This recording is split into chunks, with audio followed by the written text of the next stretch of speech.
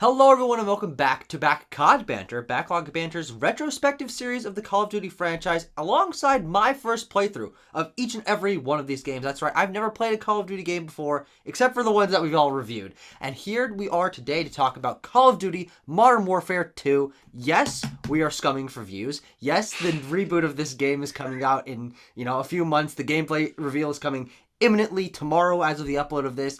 So if you're watching this, thank you. The algorithm worked in our favor. But I'm, of course, joined by Sergeant Dan, my classic COD Banter co-host, and Andrew Roscoe of My Star Wars Show fame. And today, God, we're here to talk about a hell of a game. So I'm very excited to talk about this. Who wants to start with their top level thoughts on Call of Duty Modern Warfare 2? Go for it, Andrew. You've got the gear. You get the floor. All right. Yeah, clearly I'm very excited for talking about this game. You're never going to see me in this outfit again until probably the next Modern Warfare, because Modern Warfare 2, I remember going for the midnight release for it back in 2009, gentlemen, 2009. God. And it was like probably one of the longest lines I've ever seen for a game at midnight release. And I've been to a couple in the last couple of years. And so I remember when we knew Call of Duty was a big thing right between World at War and I think right when this one was about to come out. Yeah. Because like Infinity War did a big old thing where like, here's the regular version of the game, here's like the hardened version of the game, which is the one I got. Here's like the prestige edition with the freaking like night vision goggles. I don't know if you guys ever remember that. Sure. You might remember that. The night vision goggles and everything. So like they went all out with Modern Warfare 2. This was like the juggernaut, pun intended, juggernaut release for Call of Duty. Mm-hmm. And I remember I went out at midnight, got the game, came back home. I went straight into the multiplayer because I just wanted to get into the multiplayer right away, and it was pretty good. It's probably my favorite multiplayer of all. But I remember the next day starting up the campaign, and it just being like a Michael Bay, Ridley Scott, just freaking set piece after set piece after set piece of just freaking scripted awesome moments and just like the most like hoorah kind of like game around for a while. So Modern Warfare 2 is very special for me. I adore the game so much. Daniel, where's your thoughts come down on this one? Oh, this game is a special video game, gentlemen. This game is the campaign still holds up. Speaking of like having your memories, like when I popped on, I still had my save because I just played the 360 version. So I was able to go on and just look at my multiplayer stuff. Like my level was there, my classes were still made, but for some reason the campaign did not save. I don't know why. It was just the multiplayer, but so on the multiplayer, did it have like the whatever prestige, like 500% or whatever the thing? It had my prestige next to it. And I could see like my stats, like my KDR and all that stuff. At the time, throwback. And in Modern Warfare 2 introduced like calling cards, and they were like challenges you had to do and stuff. Really cool. But the campaign just unreal. I remember the E3 demo, which was I forget the name of the mission, but the snow mission. One of the early ones. Yeah, that was the first mission they showed off for the game, and that mission blew me away. I did not think that Call of Duty could do that back at the time, because we really only had Modern Warfare stepping it up, but then World of War kind of was different. And this just brought Call of Duty, into the spotlight. Like became the biggest series at this point. Yeah, like, bar none.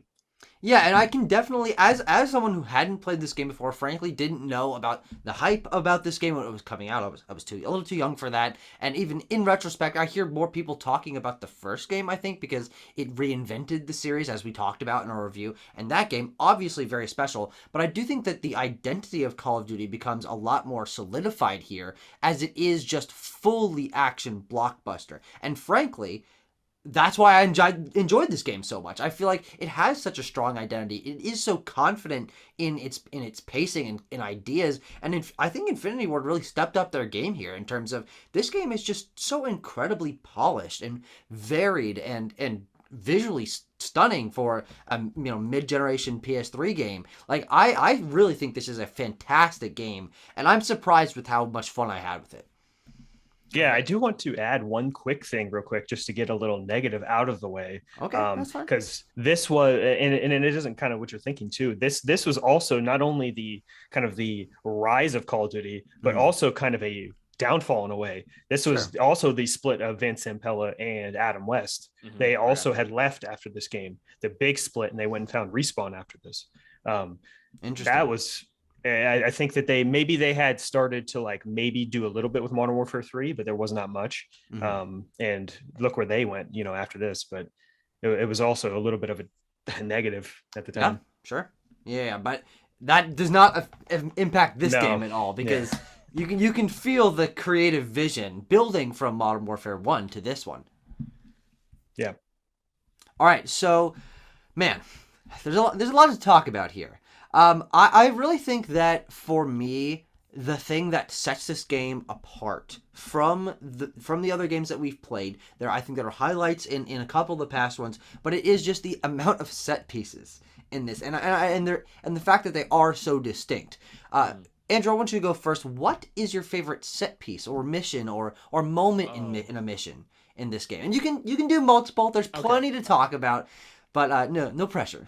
I mean, coming off of Call of Duty 4, where like the easiest one was like the AC-130 mission, this one definitely makes it harder because let's talk about like the Red Dawn inspired like Burger Town stuff where you're going through the neighborhoods with through the suburbs with Honey Badger with the big old armored APC and just like trying to hold out, like get the VIP, hold out long enough for reinforcements to arrive, to freaking fighting on the lawn of the White House and going into like the freaking getting the javelin and shooting down like all like the Russian like I mean rescue, the dope ass rescue of Captain Price, like when he just shows up and like who is that guy? Who is the prisoner? Was the number 627? 627. Like who is this person? And then when you show, it's like the price reveals like what? Like like it's not just Modern Warfare 2 just because it's the next one, but it's like it's a continuation of everything like story wise. Where like after Imran Zakayev has died, it's like the ultra nationalists have pretty much like won like in the government, like they've taken over. They're immortalized like this villain from the previous one. Yeah, and now they have like the ACS module, like what Daniel was talking about, like that mission where you recover it back. And it's like they've already downloaded all the information because they just sneak through NORAD and like completely invade like in the middle of the broad daylight. And it's just so like absurd, but it's not absurd like in an ungrounded sense, absurd just like the stakes. And then going to the favelas down in Brazil to track down this arms dealer, and it's like we're just like running on the rooftops all over. Yeah, and then that dope SEAL mission where you come up from underwater on the oil tank on the oil rig and like breach and clear, go like take out, make sure you don't hit any of the hostages. And I like the slow-mo. You breach in and it's slow-mo and you're just shooting people.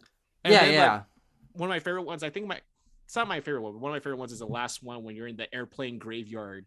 And you're just hunting down Makarov, and just like all your enemies have basically turned on each other, and you're just trying to sneak through as like they wage like this big firefight like over you and stuff. Like it's just so many cool moments. I think if I had to narrow it down to just one, and if we can't include No Russian, just one, it would probably have to be I really like the one where you're sneaking with Price after you rescue him through the snow.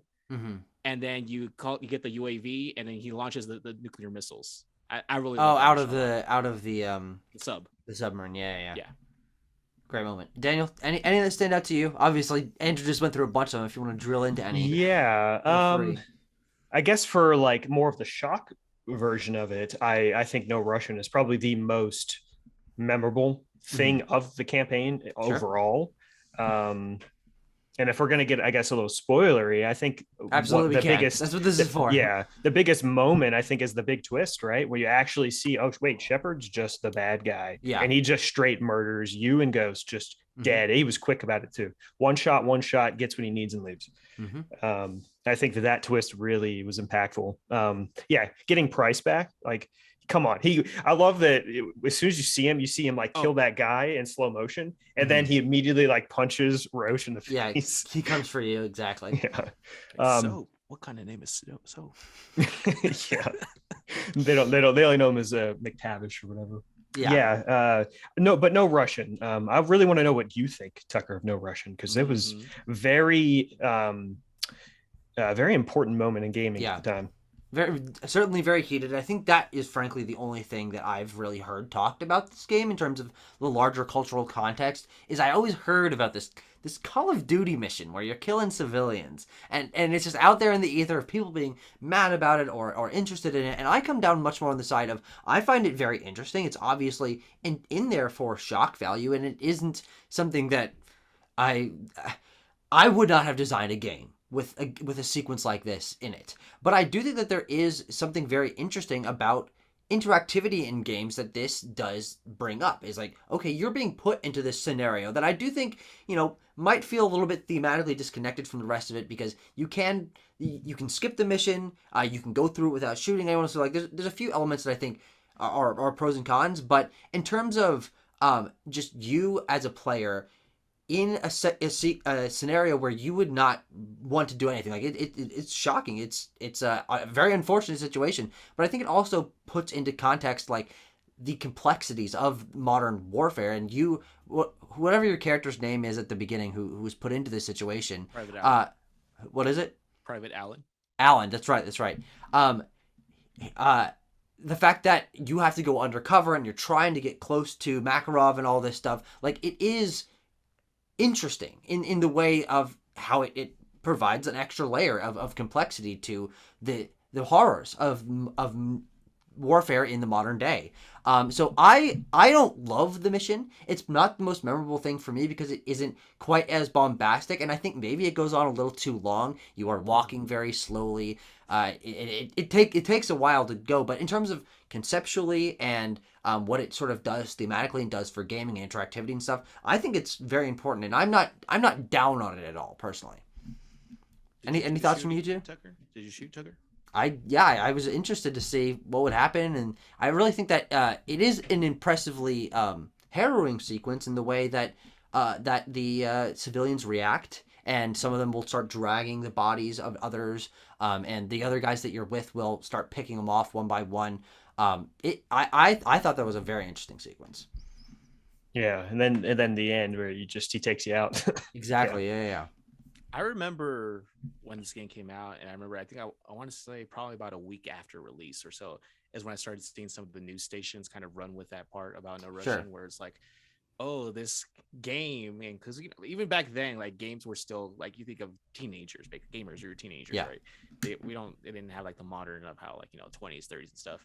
And I remember a couple like news segments being like, oh, like this game lets you like you see what it's like to like mow down civilians, and it's like they don't fight back and stuff. And like for some reason, like that was it's not for some reason, obviously there's a reason why. It's obvious that the news cycle kind of like ran with that for a while. And I don't remember if Infinity Ward put out a statement or not, but it was basically a lot of people were saying like, well, you can skip this, like you can completely skip this, you don't have to do this. This falls down to like, and it kind of like, I remember for a while like the situation was kind of about like movies and stuff where it's like, hey, like this is art, and like you don't have to do this, and it's like if you want to interact with it or not, it's up to you, but it's just like art, it's like protected and stuff like that. So like that was like kind of the rebuff from some people about like the whole No Russian situation. But yeah, I mean people still talk about, even if they don't talk about No Russian itself, they still use the like, it's like when we say the Dark Souls of something, like No Russian is like kind of like this is like the No Russian of that kind of thing. Yeah, sure. Daniel, what are your thoughts on this?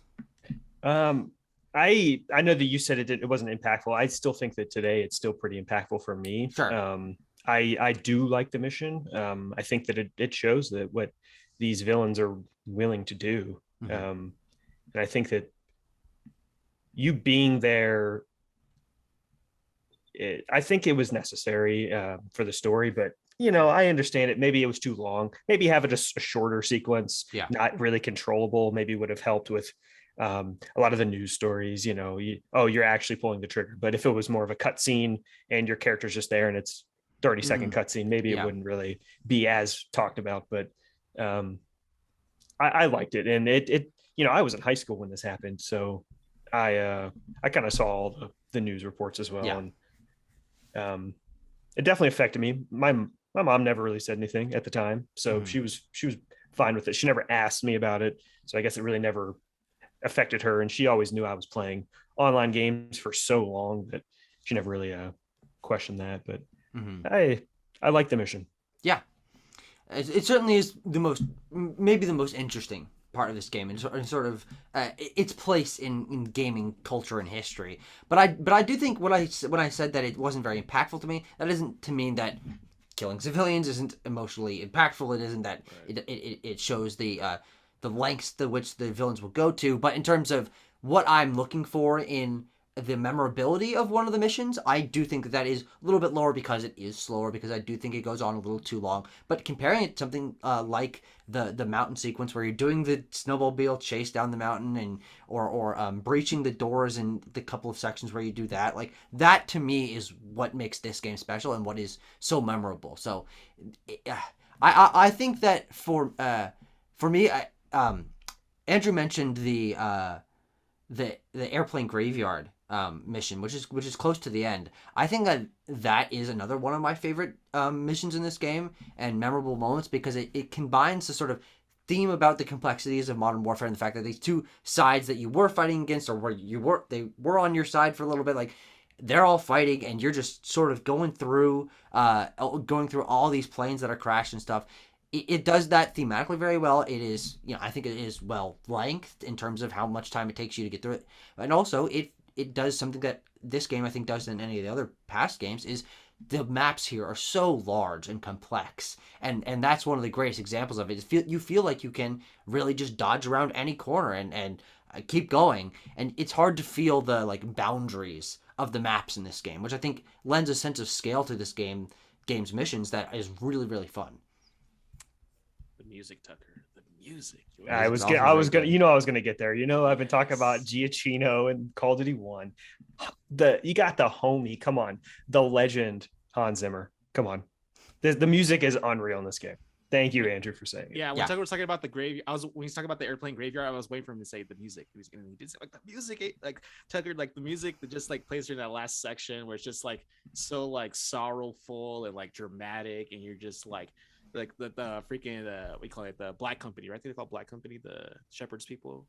I don't remember, but that does sound right. Yeah, something company, and like they're hashing out with ultra nationalists, and it's just like this like dramatic, like dire situation kind of music playing, and it's just like it just like all comes together so good. Yeah, I remember in the marketing, like Infinity Ward was like hyping it up, like we got Hans Zimmer to like do the score, like they were really making a big deal out of it at the time. I have one more moment I would like to talk about. Yeah, of course. Right at the end when Shepard's just beating the hell out of Bryce, and Soap just rips that. They struggle with it too, because he does one hand and then he does two hands, and then you throw it in his eye. Oh my god, so brutal. I love it. Yeah, very good way to sort of cap it off on like a small scale, like 1-on-1 or 2-on-1 fight, ending after some very high octane sequences. And the mission before that, or leading up to this, is a long boat chase, which actually kind of reminded me of the escape sequence at the end of Resident Evil 4, if you guys remember that. Sure. You go into the cave and on the jet ski. But I did really enjoy that ending, and I think that it is another one of the things that I like about this game, and this moment is a good example of that, is how it leans more into these characters and their bond. And you got to see Soap learn about everything through Captain Price's guidance in the first game, but now he's a full-on captain. He's Captain McTavish. He's a captain, yeah. He's a full-on captain as well. And then you've got like a whole cast of supporting characters around them in the 1-for-1 that are all, I think, not on the same level as memorable, but in terms of a group, I really love the way that they build out a cast of characters in this game. Yeah, especially Ghost. He's got the mask. They even made a game later that it was called Ghost because he was so popular. Yeah, back to what Tucker was talking about. Like, I when I think about this game, I think of like the memification of the game when the game first came out, where it was when you're playing as Ramirez, right? And I think Daniel knows where I'm going this, where it's like Ramirez do this, Ramirez do that, like when you're playing as Sergeant Ramirez, like everything, like go take out save Burger Town, and like that freaking like lays the target, so like you have like the honey badger kind of like directing its fire where it's supposed to, and it's just like we have like Ramirez, but also like that whole sequence where you're right on the side of the choppers on your way to save Price, rescue him, and that whole sequence where the jet flies over and takes out those like missile installations, and it's just like, oh, we're attacking like this Russian prison, and it's like all these people like, oh, get into like the armory, take up the riot shield, and like all these lasers, like we're trying to like just hold off on until like backup arrives, and like I gotta open this door, hold them off with the riot shield. It's like it's so many like different like set pieces, not just the locations, but even the situations you are in those locations are just so freaking cool. Yeah, it's easily my favorite Call of Duty game, I think, because even after this, there's Call of Duty just gets more and more like bizarre, but it doesn't quite have that sense of like your crew. You're like, we have Ghost, you have Sergeant Foley, and you have all these Roach, right? You have Roach, you have I'm forgetting the Done. Yeah. Ozone. Yeah. Scarecrow. First of all, what a cool name is that, Ozone? Yeah, like all this, like this little crew of characters, like your Task 141, and like you don't really get that sense of like our crew again, or camaraderie, long time going forward. And then I just love like having played the other calls that we played. Like this is like the first one that feels like a direct, like proper sequel to a previous COD, and we just have all those things carry over. Like General Shepard, I've loved like I hate him as a character, which is a good thing. You're supposed to hate him. I love so much his monologues in between missions where we are the most powerful force in the world or whatever. He goes like, every fight is our fight. And like just like the whole like, not that I'm super patriotic, but I just love like we get to in his mentality of like why he feels so strongly. He's like, I lost 50,000 soldiers and the world just like fucking washed. Right? His opening monologue great too. Yes, the opening monologue about the whole base of steel. We can teach like all that stuff, and he's just like such a dramatic like movie villain, and we don't really get that much in I think the rest of the CODs, because once we get back to like history focused Call of Duty, we don't really get that. And even with like some of the more absurd characters, they don't quite nail it the same way General Shepard does. Sure. So just wanted to throw that in there. Any of the characters stand out to you, Daniel? Do you like the characters in this game? I do. I like obviously I think it's all Soap and Price for me. I mean, I just think that they're the two best characters. I still I like Foley and Ramirez and kind of what you're doing home. I like that stuff, but it was more about the set pieces. Yeah, of course. And the beautiful cinematography. Like I love the shot of it's right. I think the last thing you see the Washington Monument, and it's just fire everywhere. It's like in the distance. That shot's just one of my favorites. All the characters really on the other side, I think, were much better. I honestly, Shepard might just be, if you were to say one, he might just be the best character in this game. Sure. Even though he's the villain. I think he's just super strong. Yeah. He's easily the best villain I think that we've had in any of these games. I mean, the only other one I could name is Zakhaev, or I could say like Hitler is pretty good villain, but pretty also good villain. Hitler not actually in the other Call of Duty games. But I do think that maybe what makes these characters stand out is what Andrew was mentioning, is the ridiculousness of the scenario, in that it is able to, because it is modern warfare, it is entirely fictionalized story, they're able to just go wherever they want, do whatever they want, have the craziest goddamn things happen on the planet, have a nuke take out the entire like eastern part of the United States. And mentioned that. Yeah. And it's just like, it's so over the top that I found that to be very memorable, especially in comparison to what we've gotten from the previous games, mostly Modern Warfare 1 notwithstanding. Just feeling like, okay, yes, we're trying to recreate history, we're trying to show you it was like boots on the ground, but they just it kind of feels like they have fun with the concepts in this game. And you're able to get moments like running along the streets of DC with helicopters crashing around you, and it's like, this is a great, memorable, creative moment. I think the reason that a lot of stuff here stands out is because it feels like it could happen, in a crazy alternate future, but it just feels so creative, and in terms of how far they're willing to go with its ridiculousness. Well, yeah, one thing about that we really didn't even talk about, we kind of glossed over quickly, is that like this is just we don't really get to see a ton of invasions in the United States. I mean, it happens in fiction, exactly. Like you get like Red Dawn and you get Homefront, stuff like that. There isn't a ton of that though, and to see this at the Call of Duty scale of an invasion in the United States, and seeing it pretty much in the the base of the United States in DC, like the home base there, and like in it's the just suburbs so in cool Virginia and stuff. Yeah. It's just so cool to see, you know, like I love it. When you get like that astronaut's point of view of like, I forgot about that. And you just see like on the horizon, like the nuclear missile just heading, and you're like, it's just like when it finally goes off and it blows him away and stuff. And it's like Price, like, what are you doing? Like, what you just like you don't know what's going on. Like, why is he launching a nuclear missile? And it's like to give him like a fighting chance by evening the battlefield by taking all the electronics. Yeah, you see it EMP the lights too. Yeah, exactly. All and across. You get that moment too, because you're like US. You're in the crashed helicopter, right? You're in the crashed helicopter. Like, here's the last magazine and stuff, and it's like, and you see that bright flash, and you don't know what happens until after. And it's like, oh, that's what that flash was. Yeah. And then Tucker, when you were running through the streets, did you look up by any chance when they're falling? No, I was more focused on the guys around us. It looks insane when you like when it happens and you're like running to the hotel. If you look up, you can see pretty much all the helicopters just like falling out of the sky. That's awesome. That's really awesome. Cool. You might not. The game doesn't direct you to do it because you're trying to get out of the way, but you can like run as you're like looking up at the same time. It looks pretty cool. It looks pretty dope. Yeah, I think so. A couple other things I want to mention. Oh, actually, there is one negative thing. It's a very minor thing that I have to mention with that moment where the light flashes and you don't find out till later. I think that one's paid off pretty well. But one thing I think they lean a little too heavily on here is fake out deaths. Your characters go into they should have died scenarios like 7 times in this game. And you're like, well, I guess my character's dead. You know, that's an impactful moment. And then they're like, oh, you barely survived. You know, we'll help you get to the helicopter. And when you do that like the 7th time, I'm like, guys, they're superheroes.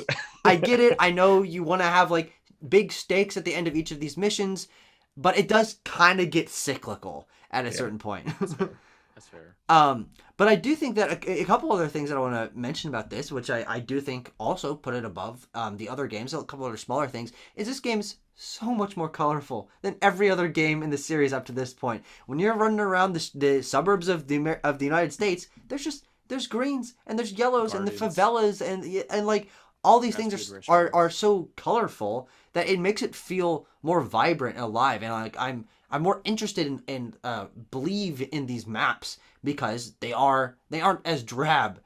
I love Modern Warfare 1's maps, but they are just gray. They're just gray and brown. And finally, there's color in this, and I think that just small touch really gives it some life. I think the game gives Minecraft a run for the most biomes because we get like sure. We get urban, we get forest, we get desert, we get snow, we get water. Like every single like tundra, every single environment is featured at some point in the game. Mm-hmm. And I also do think that this game does have so much better character animation than the previous games. Like I was just always really blown away by the small character moments of animations of my teammates, which by the way, they have great AI in this game. They're always saving my ass or working together and stuff. But just like even in the controls tutorial at the beginning when Foley's like telling you to do certain things, if you look off in the back and there's like some guys playing basketball and a guy like smoking a cigarette like bobbing his head, it's like there's a lot of subtle character animation in this that feels very fluid. And of course I'm sure it's just gonna get better as we go on, but this is the first time I really felt like the character animation worked really, really well. Yeah, definitely. I saw that mostly in that same area you're talking about, Tucker. Like, there's a guy with a grill, like he's like flipping over some like sausages. Mm-hmm. Some guys like welding on the APCs. Yeah. Everybody's doing something, and it's not. I mean, it is idle animations, but they're not like so obvious about it. Like, it's kind of like they go through a whole sequence of things and like turn around, talk and stuff, and it's just kind of like you would only notice like repeating if you stayed there long enough, you would notice it obviously. But because we haven't mentioned it, the two I know we already talked about the missions, but I love when you're running through the favela and you're trying to get to the helicopter, and like because you like miss the jump, and there's like these people who are like chasing you, and it kind of reminds me of like Favela Run from Fast and Furious, where they're like on the rooftops and stuff, freaking jumping from breaking through windows and stuff. Yeah, 5. It was 5. And I just forgot it. Lastly, when you finally get to the top of after like at the end of like the Washington, Virginia stuff, like you like ignite the flare so that they don't bomb your building or whatever. Mm-hmm. And then we get that last monologue with like okay, like what's next? It's like we're heading to Moscow. We're gonna burn it to the ground when we get there. And it's just like like they're building up like that was the shot with the monument. Yeah. I figured when you said that, that's like he's talking about that one. Like where the jets just like they like miss you because like you have the flares, like don't bomb that building or whatever. So we're gonna go to Moscow and then we're gonna burn it. Yeah, like the way they build it up, like crazy. Okay, now it's our turn to retaliate. It's like like it's gonna be sick. So yeah. Any other moments, aspects of the games you guys want to mention? There's a lot to talk about here. Yeah, there is a lot. Can I shout out Keith Richards? Sure. as Foley. Yeah, so good. He's great. The Arbiter himself, just constantly telling you what to do. His character wasn't much. I kind of wish we would have got more Foley, but like Keith Richards is just the best. Very strong. No, not Richards. No, that's Keith David. Keith David. That's right. I'm sorry. Keith Richards, I think, is the guitarist the guy from Rolling Stones. Yes, I don't know why I had the guitarist from Rolling Stones. Keith David. I'm sorry, the Arbiter. Yes. He gives a very good performance as a military guy. And I do think he's one of the better performances in this game. Of course, there are great performances all around. But you're right in that Foley's not too much of a character because you don't like he's just leading you through things, and he's fun to follow, and he gives like commanding commands. He's got a commanding presence, but yeah, I do wish that like they'd given more characterization. They didn't do that thing they did in the last one though, where like our two main groups, they don't ever actually meet. I think, right? I think Task Force 141 just does its own thing. Yeah, and the Army Rangers kind of just hold down the home, I guess, kind of thing, right? Yeah, it's kind of a battle on two fronts in this one. Mm-hmm. Yeah, just thought about that right now. Yeah, I mean, it certainly would have been cool to see them come together, but I wasn't even thinking about that. It's like because the last like 4 missions of the game are all from Soap's perspective, Soap and Price, and so like I'm just so invested in like them chasing the villain down. I'm like, they're fighting their own fight down there. Like I think that the going into the burning White House and like having it be dark and like just lit by flares on the ground, stuff like that feels like a culminating mission for that. I mean, we've gotten a couple of those kind of missions at the end of other Call of Duty games, but they still have more to go, and it's with 141 who I care a lot more about. So I don't mind that the two storylines didn't like converge. I didn't notice it until Tucker pointed out about the Zodiac mission when you're on the rafts on the river and stuff. Like oh yeah, all these games have a chase sequence at the very end. Yeah. Like, or like what Halo 1 also has one, or is Halo always has a chase. Oh yeah, sequence. when you're the Halo 3 is probably the biggest one. We're right at the end of the game. I didn't realize that until Tucker pointed out. I'm like, oh yeah, there's always a fix. Yeah, I mean, you get the one in the snowmobiles too. That one's fun. Yeah, it's a great one. Yeah. Okay, well. We did it, boys. We got through another COD game. And this one I think is going to be fun to rank against our other games, which currently the ranking stands at number 1, Call of Duty Modern Warfare. Number 2, World at War. Number 3, Call of Duty 2. Number 4, Call of Duty 1. And number 5, Call of Duty 3. Where do you guys think Call of Duty Modern Warfare 2 should go on this list? Number 1, baby. Daniel? I mean, I'm outvoted. What would you put it at? I mean, personally, if you're looking at like if I were to rank all the Call of Duty games personally, it's probably number 3 for me, and that's mostly because World at War, like I have way more connection multiplayer. That's fair. Modern Warfare 1 has done it first. I'm not going to argue that this isn't the best, so I'm fine with putting it 1. That's fair. Well, there we go. Almost unanimous, but I'm very happy that this goes at number 1 because I absolutely adored this game, and I'm honestly very excited to get to other ones and see how my sort of unblemished opinion goes towards the ones that maybe might be a little more controversial because we're coming off of a slew of, very highly regarded ones. But thank you both for joining me here. Next time, we'll be talking about Call of Duty Black Ops, getting a whole new spin on the Call of Duty franchise. And I'm very excited to lay out my opinions and see what that game brings to the series. So we'll see you guys next time.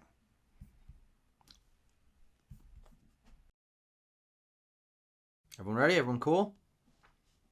Everyone frosty? You gotta stay frosty. Always stay frosty.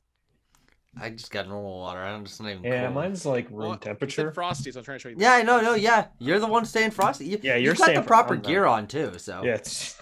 No one can compare in this moment. I'm sorry, Sergeant Dan. You've been outdone this time. Outdid. Yeah, but who's wearing the American flag? That's a great point. Who's wearing this fucking t-shirt?